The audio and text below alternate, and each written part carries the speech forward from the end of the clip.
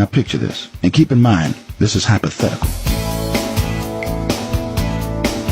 My name is Orenthal James Simpson, OJ to most people. I'd been somebody once. I had my glory days on the playing field, a number of high-paying corporate gigs, many years as a football analyst, and even something of a career as a Hollywood actor. She was a stunner, blonde, slim, and bright-eyed. "Who are you?" I asked. "Nicole." One night in 1984, we were in the middle of another argument, and I went outside to get away from her. There was a tetherball hanging from one of the trees and a baseball bat lying nearby. Nicole came out of the house and watched me for a few moments.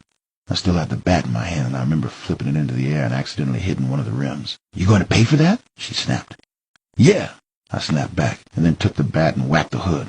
"I guess I'll pay for that, too, since it's my car, and since I pay for everything around here." Nicole looked at me again. I smiled, and she smiled.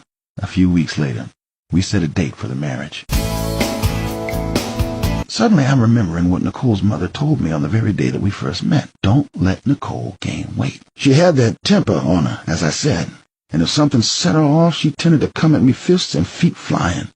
Mostly I'd just try and get out of her way, but sometimes I had to hold her down till she got herself under control. Once I locked her in our wine closet during an argument. I can't count the number of times she turned to me in the middle of a fight, pausing to catch her breath and saying, "OJ, what the hell were we arguing about anyway?"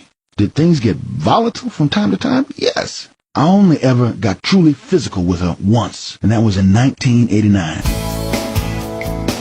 I hit her once. Not even hit her, technically, and ever since that day, I've been known as a wife beater. Did I physically drag Nicole out of the bedroom and push her out into the hallway? Yes. My wife didn't want me anymore. "It's over." "I know," she said. We went into her bedroom and made love. We both knew it was going to be the last time. It was actually very nice. "I'm leaving," she said. I looked at her as if to say, "So fucking what?" On the drive home, I decided to stop by her house, the one on Gretna Green, to see if she was still awake. And as I drew close, I noticed lights in the window and went to have a closer look. Nicole was inside on the couch with a friend of hers, Keith Lumsowich. It was pretty hot and heavy.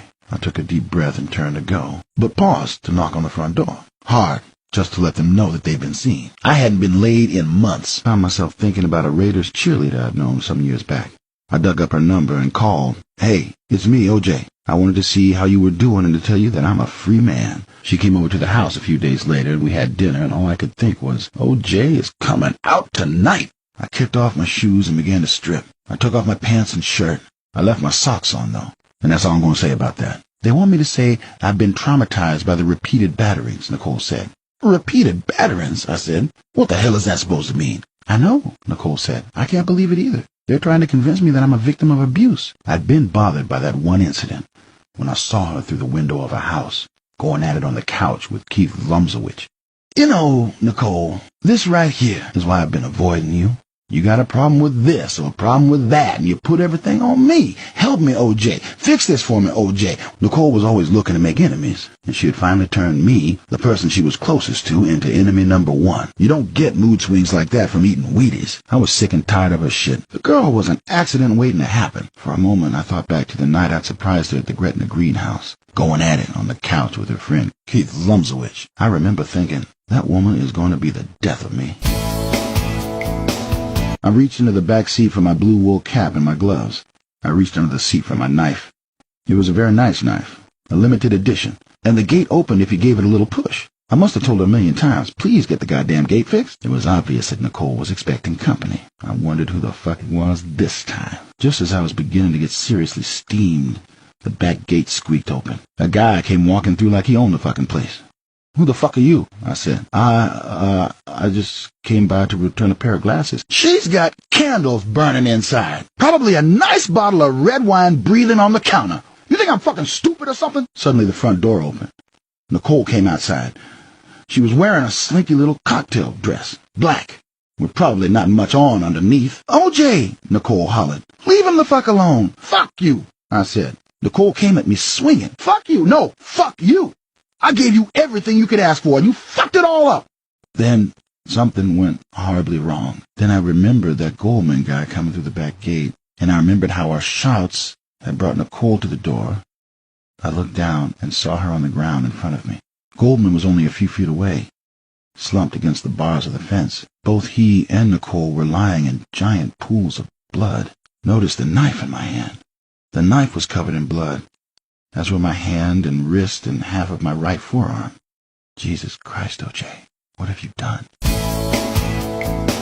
This was about me. I was depressed. Then I was angry. Then I was depressed again. For the first time in my life, I thought about killing myself. I unzipped it and pulled out the Magnum. I was in tremendous pain, and I saw nothing but more pain ahead of me, and I decided to end it. One shot to the fucking head and it's over. And just then I heard Dan Rather's voice on the radio, and I just goddamn snapped. What the fuck, motherfucker? I almost put a bullet through the radio. I wasn't thinking of killing myself anymore. I'm going to run over to McDonald's. So we pulled up to the drive-thru window and I ordered food for everyone. I ate my burger on the ride back. I finished the burger and felt lousy. It had gone down wrong. A moment later, I felt the tears coming. We should have tried harder. I should have tried harder. The lesson here was simple. It doesn't always pay to do the right thing, especially if you're doing it for people who don't give a fuck about you. I thought about that as I stripped and got into bed. Don't feel sorry for me. Please think of the real OJ and not this lost person. Keith Lumsowich. Peace and love, OJ. Is that twisted?